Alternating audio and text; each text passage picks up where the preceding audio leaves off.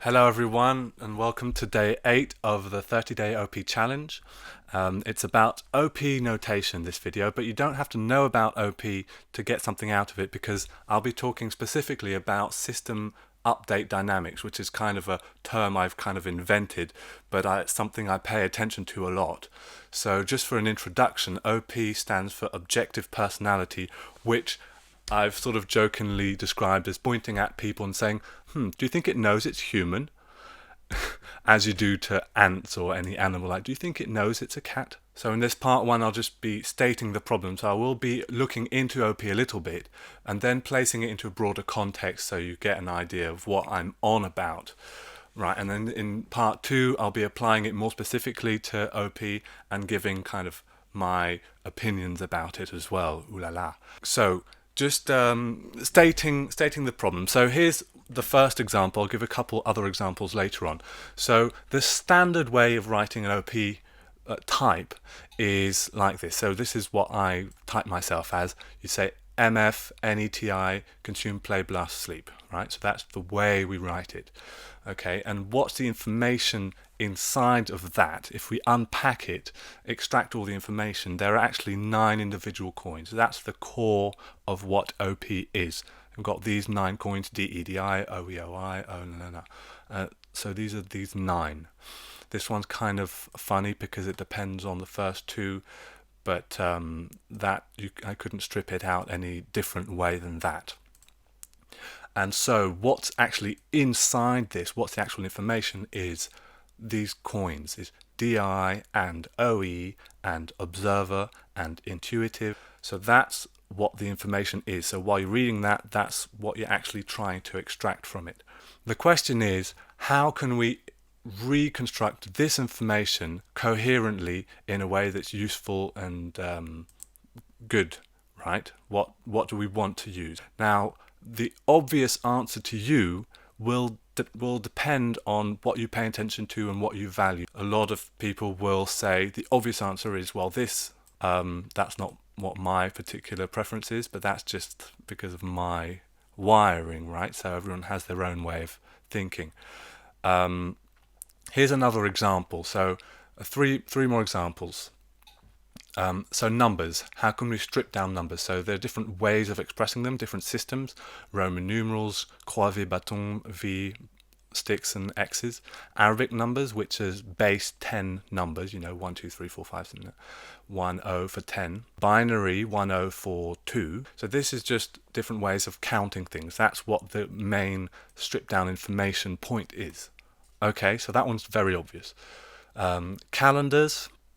So the one you're probably most familiar with is the Gregorian calendar, but you've got lunar calendars, the Arabic calendar, Mayan. They're all different ways of tracking days, tracking cycles of time, so you can construct your society's life around it and set dates and have recurring events.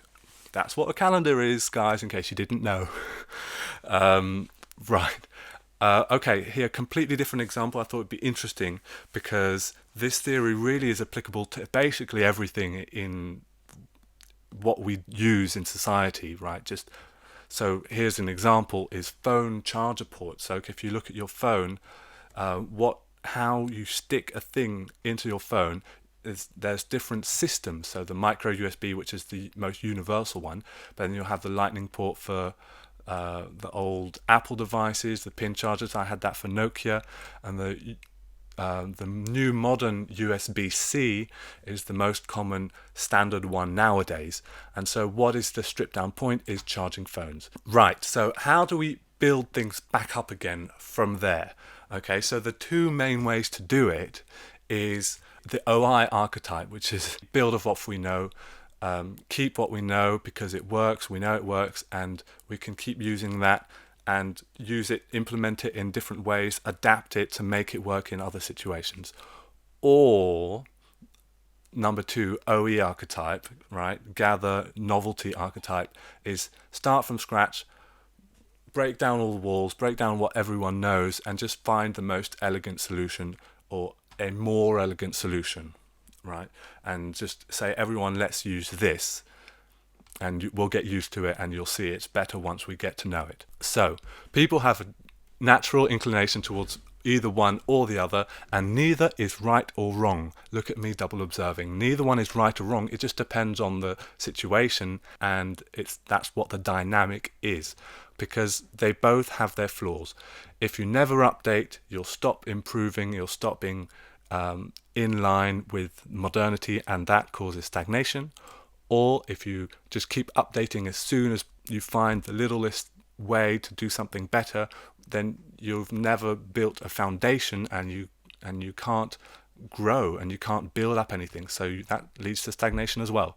So when will societies decide to update? That's just nature taking its course, right? So you'll have different forces in different directions. Some will be promoting one, some will be promoting the other, and just naturally that's what happens. Right. Okay. I've been studying how this particular dynamic works because I'm personally interested in updating on the whole. That's just what my brain tells me we should always do. And so what are the two factors you need is you need to have, for the new system that you're proposing, it needs to have very clear advantages for everyone. And secondly, organized implementation. You need to have a force of people who will go and convince everyone and say, we've got to use this, and this is what we're doing.